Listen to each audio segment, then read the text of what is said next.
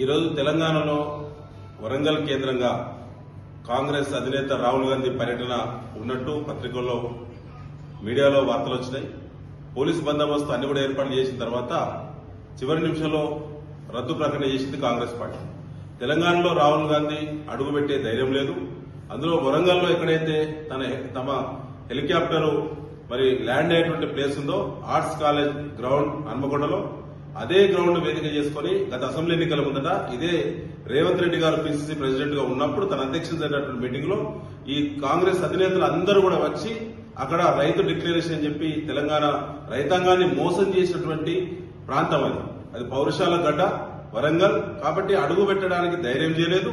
అందులో రేవంత్ రెడ్డి ముఖ్యమంత్రిగా కూడా రాహుల్ గాంధీ వస్తే కూడా హాజరు కావద్దని హుకుం జారీ చేసి ఇక్కడ ఈ ప్రభుత్వం యొక్క పనితీరు, రేవంత్ రెడ్డి యొక్క వైఫల్యాలు, పథకాలలో ఉన్న అవకతవకలు, అన్ని రకాల అనుమానాలు, విశ్వాసం కోల్పోయినటువంటి కాంగ్రెస్ స్థితిని క్షేత్రస్థాయిలో ఓర్గల్లు వేదికగా అంచనా వేయడానికి ఒక రహస్య సమావేశం పెట్టుకుని ఈ తతంగం అంతా నడిపింది రాహుల్ గాంధీ బృందం.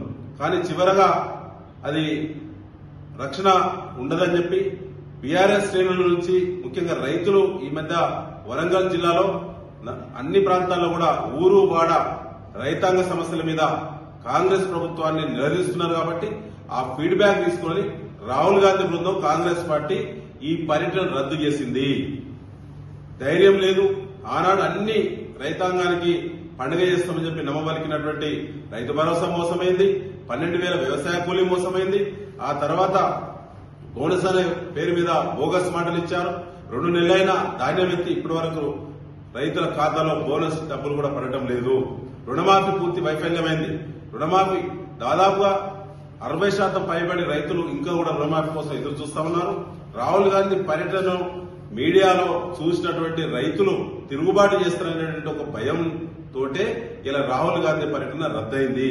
ఇది ముమ్మాటికి రేవంత్ రెడ్డి ప్రభుత్వం యొక్క లోటుపాట్లను, లొసుగులను, పబ్లిక్ నుంచి వచ్చే ఫీడ్బ్యాక్ ను, పథకాలు ఉన్నటువంటి లొసుగులను, వాళ్ళ మంత్రుల యొక్క, ముఖ్యమంత్రి యొక్క అవినీతిని అంచనా వేయడం కోసమే అంతర్గత సమీక్ష పెట్టారని చెప్పి ఇలా భావించడం జరుగుతా ఉన్నది.